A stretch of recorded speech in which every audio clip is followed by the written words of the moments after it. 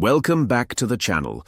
Today we'll solve a classic strength of materials problem, finding the hoop stress and longitudinal stress in a thin, cylindrical pressure vessel. I'll explain the theory, then walk you through every calculation step by step so you can follow along without even looking at the screen. Here's our problem. A cylindrical shell with an internal diameter of 1.00 meters, wall thickness of 10 millimeters, and internal pressure of 2 megapascals. We need to find hoop stress and longitudinal stress. The diameter is 1,000 millimeters, so the radius is 500 millimeters. The ratio of radius to thickness is 500 divided by 10, which is 50. Since this is much greater than 10, the thin-walled formulas are valid.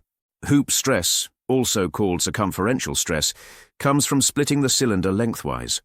Formula sigma hoop equals pressure times radius divided by thickness.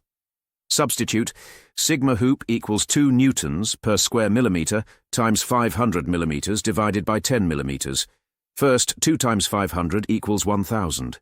Then divide 1,000 by 10, that gives 100 newtons per square millimeter, or 100 megapascals, tensile.